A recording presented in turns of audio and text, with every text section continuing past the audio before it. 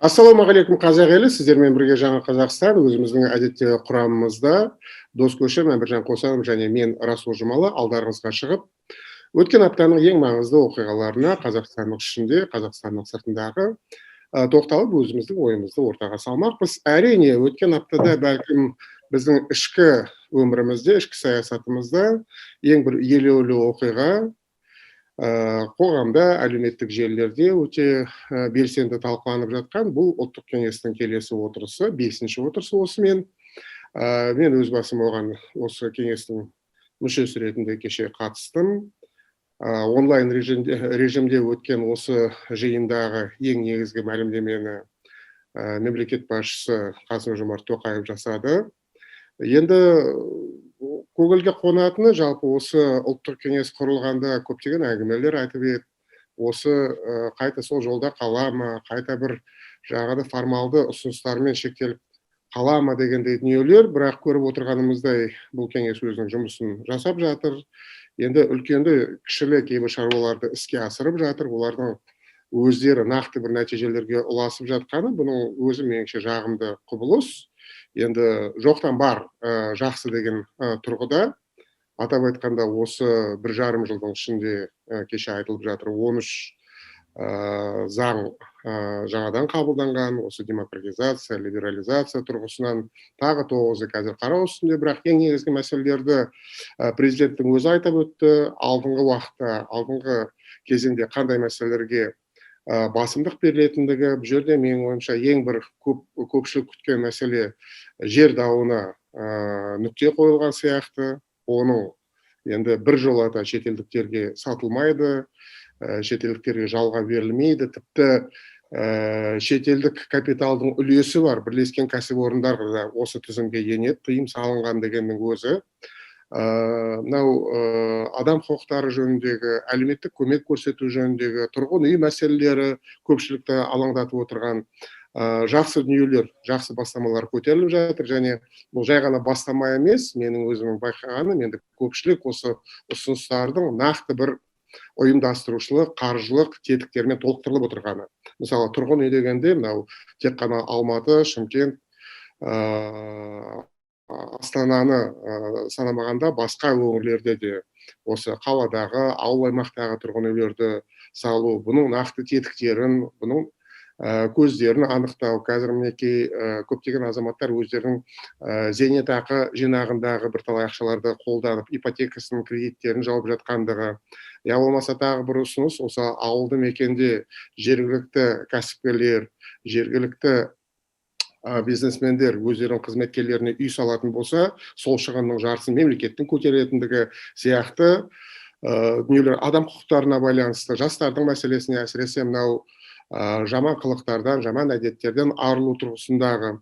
Сондықтан мен өз басым енді әрине жаңағы реформалар дейміз бе, жаңағыдай тың жаңа өзгерістер дейміз бе, әрине олардың шапшаң тез жүрген барлығымызды қараймыз ғой, барлығымызды телміріп күтіп отырған жағдайымыз, бірақ жағдайдың шын мәнісінде барлығы болмаса да бірқатары шешіліп жатқандығы, оң бір мәселелердің көтеріліп жатқандығы, меніңше бұл да бір құптарлық дүние. Бұл енді менің жеке басымның өзімнің субъективті пікірім, бәлкім сол ұлттық кеңестің мүшесі болғаннан кейін менің осылай субъективті көзқарасым басымдық алып отырған шығар. Енді сіздің ойларыңыз қандай, және қандай басқа осы жаңалықтар, қандай басқа оқиғалар сіздердің назарларыңызға ілікті осы аптада? Ассалаумағалейкум. Мен Расулдың сөзін жалғастырайын да, сол өткен жолғы сол кеңестің отырысындағы ең негізгі айтылған мәселе жаңа жер мәселесіне байланысты өзім пікірімді айтқым келіп отыр да. Иә, бәріміз қуаныштымыз, ол өзі де айтты ғой, бірнеше рет айтып едім деген сияқты келді, шетелдіктер мәселесін қойды. Иә, әлі нүктесі қойылмаса да нүктесі қойылатыны айтылды. Бірақ осы жерде мен айтатын 4 бір мәселе бар да, содан шығатын, содан туындайтын 4 мәселе. Бірінші мәселе, неліктен осы 5 жылға мораторий жариялап 4,5 жыл бойы созбүйдаға салып жүрді? Біздің жүйкемізді жұғарту үшін ба, халықтың ашу-ызасын тудыру үшін ба, не үшін 4,5 жыл? Мен өзім ойлап едім, сол жылы біздер жер комиссиясында мүше болдық та, сонда 5 жылға созылады дегенде әлі есімде, сол уақыттағы президент Назарбаев айтты, әңгіме 5 жыл бойы күтіп отырамыз деп емес, 5 жылдың ішінде деген сөз деп. Неліктен сол 16 жылдың аяғында сол мәселеге нүкте қойылмады да? Себебі қазақтардың бәрінің көзқарасы қалай болған, сол уақыттардағы жер митингілерінің бәрін білеміз. Сондықтан мен өзім 100% сенімдедім да, әрі кетсе 1 жыл 2 жылдың ішінде осы мәселенің жаңағы өзгерістер мен толықтырулар болып парламент арқылы енетініне. Неліктен 4,5 жылға созды? Бұның астында не жатыр? Жоқ әлде бұрынғы алған алпауыттар өздерінің жерлерін бірдеме қылып үлгере ме? Жымқырып үлгере ме, жасырып үлгере ме? Мен түсінген жоқпын. Неліктен билікке 4,5 жылға созудың қажеті бар екен? Екінші мәселе. Президент өте бір қызық сөз айтты. Мен ойымша бұл әлі нақтыланатын шығар. Ол айттым, менің өзімнің заң шығару, президенттің заң шығару құқығын пайдалана отырып деді, сосын президенттік әкімшілікке тапсырма берілді деді. Соған қараған уақытта мүмкін, мен енді 100% деп айтаймын, мүмкін. Бұл президенттің жарлығы арқылы жасалынады шығар. Жер кодексіне өзгеріс пен толықтырулар енгізу емес, парламент арқылы емес, президенттің жарлығы, енді біздің конституция бойынша президент парламенттің заңы сияқты заң қабылдай алады. Ондай құқық бар жарлығы арқылы.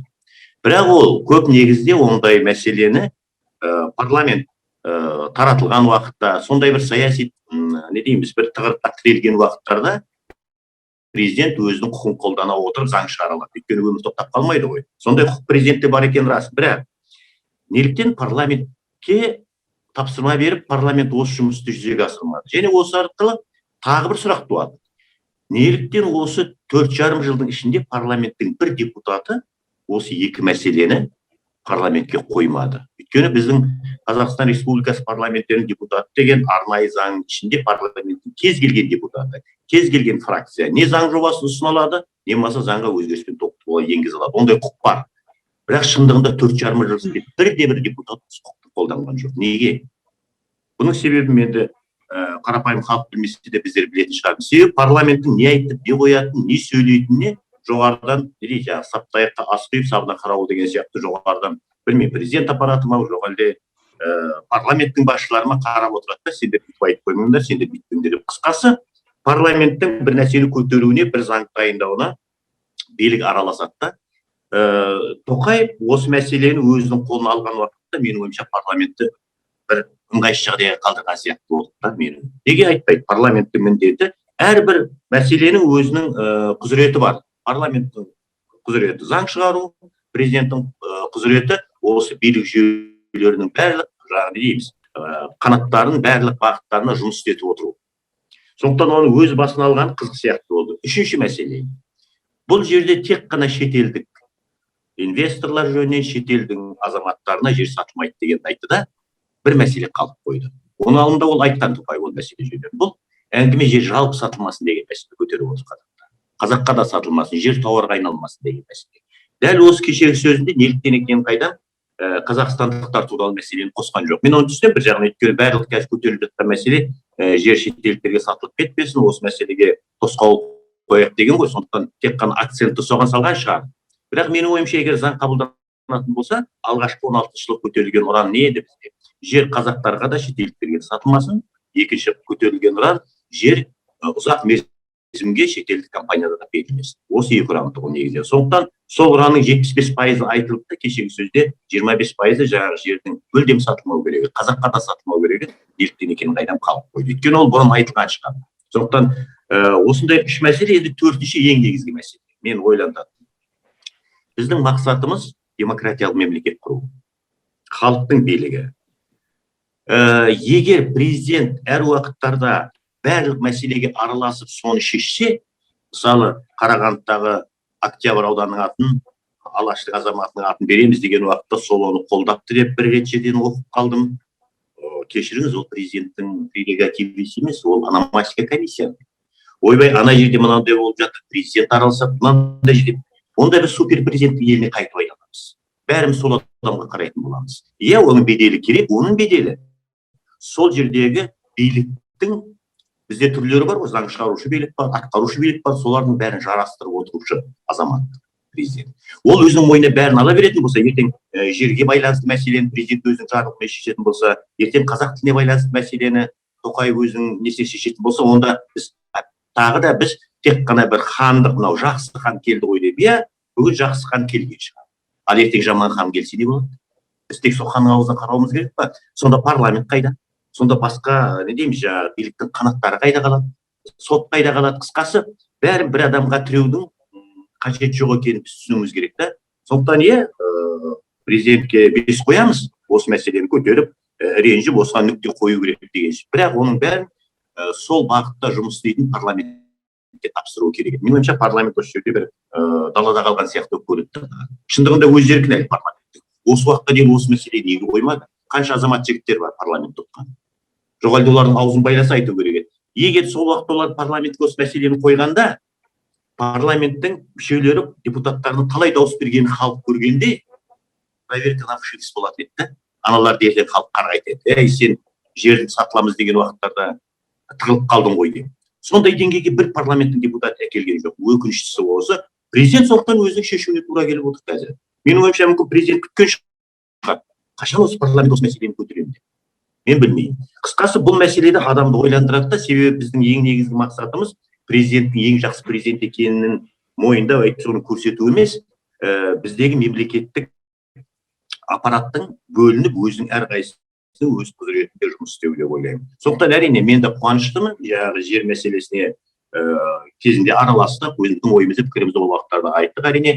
Сондықтан бұл мәселенің аяғындағы жаңағы нүктесі қойылатынына мен де шын айту керек қуаныштымын. Енді тек әңгіме соған жердің ешқашан еш уақыттарда ешкімге де сатылмай туралы мәселені қалып қоймас екен деген менің тілегім. Мен кішкентай ремаркамен шектелейін. Біріншіден Расулдың сөзін қостаймын. Қаншама сынап жатса да, жаңағы шапшаң реформа жасалмай жатыр деп айтылса да, жалпы ұлттық кеңес өзінің өміршеңдігін көрсетті деп ойлаймын. Мен үшін біртүрлі бір барометр сияқты, әлеуметтік желіде талқыланып жатқан мәселелер, сол жақта айтылып жатқаны, ол жалпы бір қадам алға жылжу. Түсінікті президенттің қоғамда болып жатқан талқылау, мысалы тек қана жер емес, сонымен бірге қос азаматтыққа қатысты айтқаны, елдің ішіндегі пандемияға қатысты сөздерді айтқаны, мен мысалы оны оң процесс деп санаймын. Ол дұрыс, ол үшін ұлттық кеңес керек. Оның ішінде Расул сияқты, Айдос сияқты басқа да адамдар өздерінің пікірін айту керек. Мен о жағынан қолдаймын. НСО-ның, ұлттық кеңестің, қоғамның бір қолдауы болу керек. Әрине, құба-құп, егерде Расул сіз айтсаңыз, біріншіден халықтың қазіргі YouTube-ті, интернетті қарайды, бәлкім осындай ұлттық кеңестің қоғам орнында рөлін ескере отырып, мүмкін тікелей эфирде өту керек па, пікірталастарды халық біліп жатса, көріп жатса, әрбір азаматтың не айтып жатқанын біліп жатса, ол құба-құп болар еді. Жалпы ұлттық кеңестің беделін арттырар еді деп ойлаймын. Екінші, әрине оның құрамына қалай болғанда да билік ұнатпайтын, билік қаламайтын, билік парламентке кіргізгісі келмейтін, тіркегісі келмейтін қоғамдағы наразы күштердің өкілдері болу керек. Қалай болғанда да олар өзінің пікірін айту керек, бәлкім ашшылық болар, бәлкім олардың сөзін біреу қолдап, біреу қолдамас, бірақ қалай болғанда да ұлттық кеңес деген деңгейге жету үшін сол өкілдері болу керек. Ал енді нақты тақырыптарға келетін болсақ, әрине 5 тақырыпты айтты президент. Оның ішінде шынымен де мысалы білім беру саласы мен медицина саласындағы қызметкерлердің жалақысын көтеру туралы, тұрғын үйге қатысты, адам құқығына қатысты, адвокаттардың прокурорлармен бәсекелестігін арттыру, солармен терезесі тең болу сияқты өте бір дұрыс қадамдар. Оны қоғам айтып жатыр, әртүрлі сала өкілдері айтып жатыр. Бірақ кейбір носы бар, орысша айтқанда но. Біріншіден, мәселен, бәріміз де қолдадық, зейнетақы қорынан тұрғын үй мәселесін шешуге алу керек қаржыны деп алды, бірақ сол сәтте күрт баға өсіп кетті. Мысалы, біздің де Астанада балаларымыз тұрады, солар бір өзімізше бір бөлме қосып, ата-анасы болып көмектесеміз ба деп едік. Қазір қарасақ, шарықтап кетті баға. Кешегі үйлердің өзі қазір алтыннан аттап, күмістен күптелген сияқты болды. Сондықтан, меніңше президент жақсы бастама жасады, бірақ соның алдында превентивінде дейді ғой, алдын ала үкімет қаржылық жағдай жасамады. Мәселе мен сонда деп ойлаймын. Екінші мәселе, ол жаңағы әкімдер сайлауын меніңше айту керек сияқты. Өйткені шынымен де осы күнге дейін, сонау 98 жылдан бері президент айтқан бір сөзі бар. Сол кездегі президент Назарбаевтың мына біз біртіндеп жергілікті басқару өзін басқару механизмін жабдықтауымыз керек, оны құруымыз керек және әкімдерді сайлауға көшуіміз керек деген сөздері болды. Енді міне президенттің аузынан 2024 жыл келіп отыр. Бірақ менде екі сұрақ бар. Ол да Досаға өзіңізбен, Расул өзіңізбен талқылағанда кезінде біз айттық. Егер де ол халық сайласа да, бірақ өзінің бюджеті болмаса, өзінің қаражаты болмаса, өзінің сол жердегі кеңесінің сол жергілікті мәселенің аумақтың мәселесін өзінің шешетін құзыры болмай, қаржысы болмаса, ол неткен сайланған әкім болады. Сондықтан меніңше сол бюджет мәселесін осы бастан шешіп алу керек. Яғни халық сайлап болған әкім, халық сайлап, ол ертең бейшара болып халықтың сөзін айтайын десе, күні облыс әкіміне түсетін болса, ол қандай саясат болады? Ол асфальттың қайда салыну керек, таза суды қайда апару керек, ол білет, бірақ қалай болғанда да ол облыс әкіміне бюджет жағынан кіріптар болып, өзінің саясатын толыққанды жүргізе алмайды. Екінші мәселе сайлауға келеміз. Яғни, міне осы тамыз айы мен қыркүйек айында ауыл әкімдерін сайлаймыз деді президент. Оларды қай комиссия сайлайды? Кешегі президенттік пен парламенттік сайлауын өткізген комиссиялар сайлай ма? Яғни олардың бәрі 99% нұр отандықтар. Егер де сол жерде ауыл аймағындағы, аудан аймағындағы тәуелсіз тұлға түссе, оны нұр отан ұнатпаса, ол шынымен халықтың қолдауына ие болса, меніңше осы жерде үлкен коллизиялар бар. Сондықтан бір үлкен ұлттық кеңеске де, Расул, өзіңізге, жаңағы азаматтарға сын, яғни осында идея тасталғаннан кейін соның демократиялық процедураларын меніңше жасау керек. Оны президент әрине айтты, бірақ жаңа Досағаның сөзіне қосылам, неліктен бұны президент бір өз әкімшілігін тапсырды, неге кворумға ие Нұр Отан партиясы отырған неге парламентке тапсырмады деген сұрақтар туады. Сондықтан осындай бір әлі де қоғам болып талқылайтын, осы ұлттық кеңес күн тәртібіне қойған мәселелерді талқылайтын уақыт керек деп ойлаймын. Ал жаңа жерге қатысты бірақ нәрсе, Досаға толық қолдаймын ойыңызды. Жер қазір ең саяси мәселе болып тұр. Мына кеше саясиландырмаңдар деп бір жігіттер айтып жатыр ғой. Ең саяси мәселе, сосын жердің үсті де, асты да қазіргі біздің билікке бір табан жақын алпауыттардың байлығының түп негізі болып отыр. Сондықтан меніңше осы 5 жылға созылып кеткені сол топ аралық, клан аралық әлі өздері шеше алмай, кезінде жекешелендіріп қойған жерлер бар. Оны қайтеміз деп, меніңше сонда бір үлкен дискуссия болып жатыр ау деймін билік ішінде. Бірақ Құдайға шүкір қоғам бар. Президент өзінің талабын айтты. Егер де оны меніңше Досаға қателеспесем, ол жарлықты қалай жаңа заң күшіне ие жарлықты меніңше парламент жоқ кезде ғана жасай алады. Парламент кезде меніңше бар кезде ол жасамауы мүмкін, бірақ сондықтан Тоқаев Нұр Отан мүшесі парламентте кворум Нұр Отанда бұл талаптар өтеді деп ойлаймын. Бірақ қалай болғанда да бұл сол үлкен мәселе, халықтың, қоғамның толық қолдауына ие болу үшін жаңа сіз айтқан мәселеде толық айтылу керек. Бәлкім дұрыс айтасыз, ұлттық кеңесте бұрын айтқан шығар президент, бірақ сол халық ертең қабылданды ғой заң, бірақ тағы да бір айтарымыз бар деп жүрмеу керек та. Қазір халықтың, қоғамның көкейіндегі мәселе арқылы шешілу керек.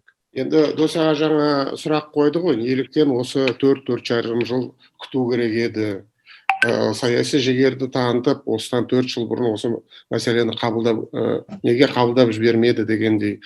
Менің бұл жердегі ойым, жалпы еске алатын болсақ, сол 2016 жылы жер дауы шыққанда, бұның өзінің бірталай жоғарыдағы өте ықпалды жақтаушылар болды. Жалпы жел болмаса шөптің басы қозғалмайды деген әңгіме ғой. Шын мәнісінде осы жерді шетелдіктерге, шетелдік компанияларға сату, я болмаса ұзақ мерзімді 50 жыл деген мерзім аталған болатын. Ұзақ мерзімді жалға беру сияқты дүниелерді заңдастырудың жақтастары әжептәуір көп болды, жоғары деңгейдегі.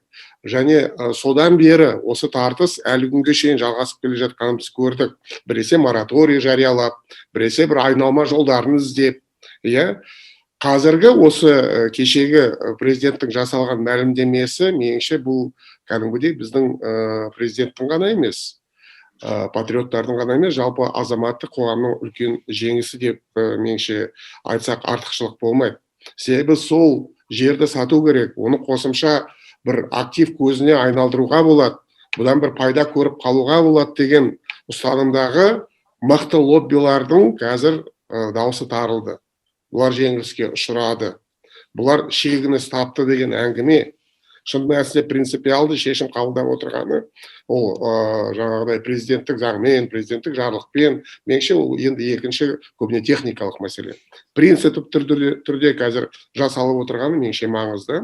Жерге қатысты кешегі отырыста енді айтылғаны, қазір осы жерге қатысты комиссияға мықты осы жер саласының, ауыл шаруашылығының мықты мамандары шақырылып, енді қосымша туындайтын мәселелерді қарастырамыз. Жер кодексіне тиісті өзгерістер енгізу бойынша. Бұл жерде де енді көптеген мәселелер бар. Әсіресе мынау жердің кімге қызмет қылатын тұрғысынан. Әзірге бізде латифундистер бар, олигархтар бар, сол үлкен учаскелерді миллиондаған, мыңдаған бақылап отырған. Шын мәнісінде сол ауылдың тұрғындарына, қарапайым диқандарға, я болмаса ауыл шаруашылығында жүрген малшыларға мүмкіндігі бола ма? Я болмаса кезіндегі 10 соткадан береді деген жердің мәселесі әлі күнге шейін шешілмей жатқандығы. Осы мәселелер шешіліп жатса, меніңше құбағып, бірақ мынау қазір жаңағы нүктенің қойылып жатқаны, оның өзі жаман емес. Енді жалпы ұлттық кеңесте менің өзімнің көңілімнен шығатыны, мынау сараптамалық енді орталардың қазір азаматтық қоғам өкілдерінің жасап жатқан ұсыныстары уәждеріне қазір құлақ асып жатқандығы. Өз басым енді көріп отыр, анау еститін үкімет, еститін билік деген әңгімелерге кезінде сынды айттық, естімей жатыр дегендей, естейді бір іске көшпейді дегендей мәселелер. Бірақ шын мәнісінде кеше президенттің өзі мысалы нақты бір ұсынысты заңнаманы айтқанда, бұл ұсыныс мына бір ұлттық кеңестің мүшесінің көтергені. Мына бұйрықты осы адамның ұсынысымен жасалып отыр дегені мен көңілімнен шығатыны осы. Себебі бұған дейін 5 жыл бұрын, 10 жыл бұрын біздің зиялы қауымның өкілдері, сараптамалық орталық қаншама құнды ұсыныстар жасады, оған ешкім құлақ аспай келді. Айтты, сол жерде қалды. Қазір нақты бір істерге, іс-шараларға ұласып отырғаны меніңше бұл да жақсы үрдіс. Ақылдасып барып, санасып барып, естіп барып, жаңағыдай бірлесе пішіп барып шешімнің қабылданатыны. Енді ұлттық кеңестен басқа өзіміздің өз ішімізде көптеген оқиғалар болып жатыр. Қазақстанның сыртындағы жағдай өте динамикасы, қарқыны, өзгерістердің өте көп. Оның үстінде біздің айналамызда кешегі Қырғызстандағы жағдайдың әлде меніңше өте күрделі болып қалып отырғаны. Бұл елдің сыртқы саясатына қатысты қазір жаңа сайланған президент Жапаров алдыңғы сөзінде инаугурациядан кейін мен бірінші өзімнің сапарымды Қазақстанға жасайым деген жоспарынан айнып бірінші сапарын Ресейге жасады. Путиннің алдында барып жаңағыдай Ресейді әсірелеп өзінің мемлекетінің жаңағыдай дербестігін кішкене кемістіп жасаған мәлімдемелері. Беларусьтағы дүрбелең әлі де сақталып отырғаны, Лукашенко күшінде қалса да, бүкіл әлеммен жаңағыдай ұрысса да, әлі де осы жағдайдың өте қиын деңгейде қалып отырғаны. Арменияда күні кеше әскери төңкерістің бола жаздағаны, әлі де енді ереуілшілер жаңағыдай Пашинянның билігіне қарсы кезінде демократиялық жаңағыдай көтерілістің деңгейі нәтижесінде келген Пашинянның жағдайы, Армениядағы жағдай мүшкіл, жалпы оңтүстік Кавказдағы Қарабақ соғысы әлі де есімізде, әлі де оның бір салдарлары сақталып отыр. Тағысын тағы, қазір енді Американың жаңа президенті Байденнің келгеннен кейін Ресей мен Батыстың арасындағы, ақш пен Қытайдың арасындағы текетірестің өршіп тұрғандығы. Осындай жағдайлар жалпы менің ойымша біздің қоғам тек қана өзіміздің ішкі саясат қана емес, сыртқы әлемде не болып жатқанын бақылап, оған өзіміздің бір көзқарасымызды жасақтап, түйіндеу меніңше бұл да өте маңызды. Себебі Қазақстанның ішіндегі жағдай қалай болғанда да сыртқы мынау айналамызда не болып жатқан саяси, экономикалық басқа да үрдістермен өте тығыз байланысты.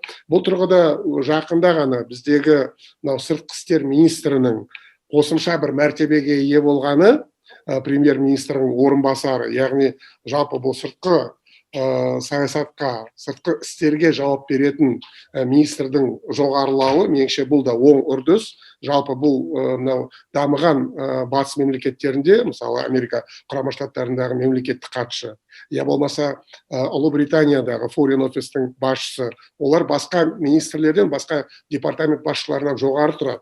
Себебі бұл әлде қайда кең ауқымдағы дүние. Меніңше бұл да бір жағымды бір құбылыстардың бірі. Әсіресе енді жақсы білеміз барлығымыз, президент өзі кәсіби дипломат, осы дипломатия саласының әккі маманы. Осындай меніңше игі бір үлгілердің бізге де орнығып отырғаны осы сыртқы саясатта, бұл да меніңше бір жағымды бір жағдайлардың бірі. Мен бір ауыз сөз қосайын деп едім, жаңа еске салғаннан кейін. Былайда жаңағы 2015 жылы қараша айында 1,003,000 гектар жерді, ауыл шаруашылығы жерін сату туралы парламент шешім қабылдады ғой. Содан кейін сол июнь кезінде, сол жүзеге асырылатын кезде халық көшеге шықты. Сол уақыттарда жаңағы жер комиссиясында, ұмытпасам, 7-8 үлкен кездесу болды, жаңағы жер комиссияның отырысы.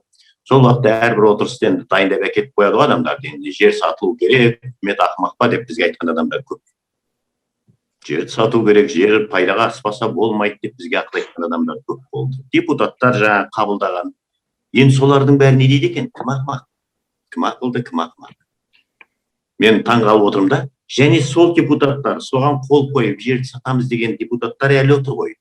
Олар енді өздері бір ұяты бар адамдар бүгіннен бастап не дейді жаңағы өтініштерін беріп кету керек қой. Кешіріңіз, біз өзіміздің көзқарасында қаламыз. Мен сол жерде өзімнің жүрегімменен осыны қол көтеріп едім. Енді оны алып тастайтын болсаңдар, мен бұл жерде не қылып отырмын дейтін депутаттар менің ойымша ертең көп болады сияқты. Бұл кем дегенде 40-50 адам парламенттен ертең кетеді деген сөз. Менің ойымша осы бір 5-6 айдан кейін парламент сайлау қайталап болады сияқты. Осыған қарағанда, егер біз шындығында да жаңағы әділ өзіміздің сөзімізде тұратын жігіттерден құралған не болсақ, парламент болсақ, бұл бір жаңағы әзіл шынарлас айтып отырмын ғой, бірақ бұл да халыққа ой салу керек та, халық ой салу керек.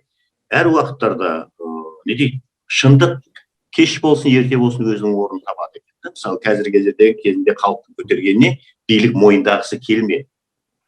Өзінің көзқарасын тықпалауға тырысты.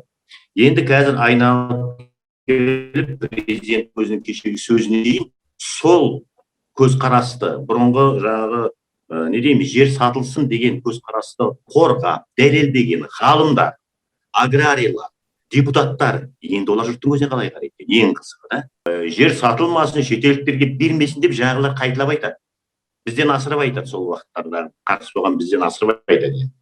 Міне сол уақыттарда адамның жаңағы ішінің ренжитіні, осы уақыттарда қарнының ашатыны, осындай не дейміз, екі жүзді, екі түрлі, екі көзқарасты азаматтардың жоғарғы жақтағы бар екен. Солардың кей уақытта халықты бір өздері оятуға, әйтсе өздері бір халықты көшеге шығаруға алып келетін да, халық өзі еш уақыттарда шықпайды көшеге, егер оның жандарына тимесе. Қазақ шықпайды. Енді міне соның бәрін жаңағы бір шешімінен кейін мен осы ойға келіп отырмын да, өйткені оны ұмытып кетпеу керек. Өйткені ертең өмір өзгерген уақыттарда қайталап осы жағдайға келмеу үшін сол уақыттарда жер сатылсын деген адамдар бүгін ойлану керек, халықтың алдына шығу керек, шамасы келгенше кешірім сұрау керек сияқты. Өте қысқа ремарка айтайын, біз енді халықтың сөзін сөйлеу үшін келдік қой. Мынау бүгін президент Каспий банктың басшыларын қабылдапты. Соның ішінде цифрлық даму мен және қолма-қол ақшасыз төлем деген безналичный расчет дейді ғой. Енді жасыратын жоқ, үш нәрсе айтайын. Жасыратын жоқ, бұл марка мен реклама жасайын деп тұрған жоқпын. Бірақ сол лидері ғой, яғни қолма-қол ақшасыз төлемнің қазіргі таңда. Басқа банктар қайда қарап отырды, мен білмеймін. Басшылары біледі. Қалай болғанда да, бірақ оңтайлы қимыл әрекет жасап, бұл банк сол саланың көшбасшысы болып кетті. Менде сұрақ бар. Біздің қаншама жыл сайын миллиардтаған ақша жұмсап, цифрлық мемлекеттік саясатты осы жасаймыз деген меніңше бір 10-15 жыл болған шығар. Сол мемлекеттік құрылымдардың нәтижесі қайда? Олар неге осындай қимыл әрекет жасамайды? Неге төлемдерді дәл осындай дәрежеге жеткізбеді? Мысалы, маған Каспий банктың жасап жатқан тірлігі ұнайды, бірақ қалай болғанда да бұл да монополия ғой. Бұл салаға да бәсекелестік керек. Бұл салаға да жанды, табиғи бәсекелестік керек. Бір банктың қолында шоғырланбау керек, өйткені ол ертең өзінің жаңағы ережелерін қалыптастырады. Меніңше осы жерде біз үлкен сұрақ қоюымыз керек. Сол цифрлық саясатқа жіберілген қаржы қайда кетті? Оны қай министрлер басқарды, өңірлерде кімдер басқарды, оның нәтижесі не деген, меніңше президент сондай бір сұрақ қою керек шығар. Екінші мәселе ол мына қазір қоғам қызу талқылап жатқан, яғни біздің қаржы министрі айтып қалды, бірақ мен одан кейін қарадым, ешқандай түсіндірме жұмысы жоқ, аз, танымал бұқаралық ақпарат құралдарында мен көре алмадым. Яғни сол қолма-қол ақшасыз төлемдерге салық салу деген. Халық дүрлігіп жатыр. Егер де біз қазір бір-бірімізге ақша салсақ, оның үстіне, мысалы, балама бір басқа қалада оқып жатқан ақша салсам, үстінен салық төлейм ба деп шошып жатыр. Оны қаржы министрлікте айту керек. Бұл азаматтардың арасындағы төлемдерге қатысы жоқ деген әңгімені айту керек шығар, әйтпесе халық көтеріліп кетеді. Екінші мәселе ол бизнеске қатысты. Жоқ, біз содан пайда тауып отқан бизнесмендерге біз сондай саламын деген бір ой бар ана қағаздарында. Мен айтам, оның өзі ертең халыққа тиеді. Өйткені сол төлемнен 10%, 5%, 15% салық төлеу керек бизнесмен, ол өзінің сатқан тауарына және көрсеткен қызметіне сол 10-15% қосады. Яғни жеме-жемге келгенде ол бәрі халықтың қалтасы арқылы көтеріледі. Меніңше үкімет осы мәселені қолға алып, халыққа біріншіден зияны тимейтіндей, екіншіден бюджетті қазір толтыру керек шығар, бірақ бюджетті толтыратын болса, ана мұнай мен газды, алюминий, хромды сатып жатқан олигархтар сілкілесін, болмаса шетелде офшорда жатқан миллиардтар қайтарсын, сол кезде бюджетті толтыруға болады. Енді әңгімеміздің аяғында мен жаңа Әбекең айтып өткен мынау банк саласына қатысты өзімнің ойымды білдірейін деп едім. Бір жағынан рас, енді Каспий банкты мақтауға тұрарлық, бүгінгі заманның, бүгінгі технологияларға лайық қызметтерді көрсетуін енді мойындау керек шын мәнісінде.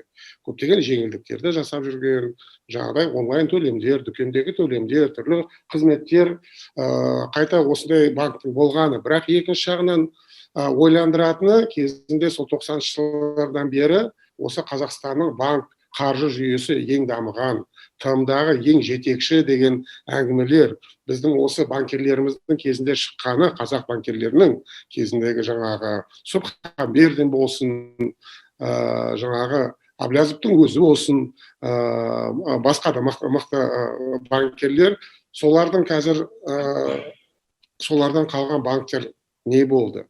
Кейбіреулер мүлде құрып кетті, Казком сияқты, кейбіреулері БТА сияқты, кейбіреулері жаңағыдай көштің соңында қалды, кейбіреулері жаңағыдай жақсы қызмет көрсете алмай сол 21-ші ғасырдың орнына 20-шы ғасырда қалды.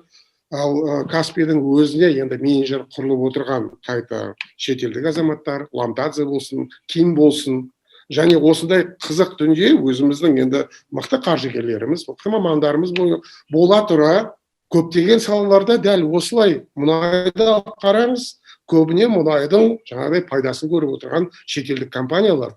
Біздің металлургия саласын алып қараңыз. Соның пайдасын көріп отырған жаңағы Машкевич сияқты, Шодиевтар сияқты, я болмаса ArcelorMittal, айдаладағы Индияның.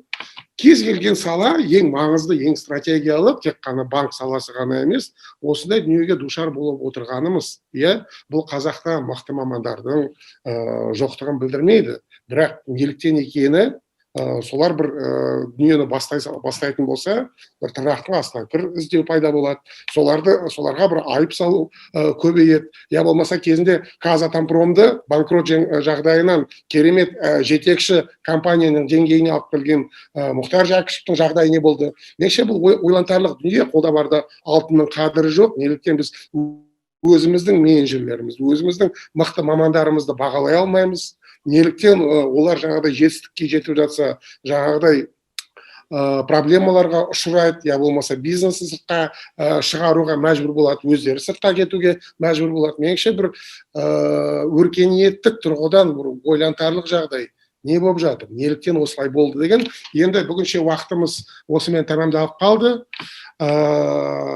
Барлықтарыңызға назар қойып тыңдағандарыңызға рахмет. Қайтадан сіздерге өтініш, мүмкін болса, ұнап жатса лайк қойыңыздар, бөлісіңіздер. Сұрақтарыңыз болса, астында комментарийлерде қалдырыңыздар. Әзірше біз осымен бүгінгі әңгімемізді тәмамдаймыз. Сіздермен бірге болған дос көшім Әміржан Қосан және мен Расул Жұмалы. Келесіде амандықта, келесі аптада кездескенше сау саламатта болыңыздар.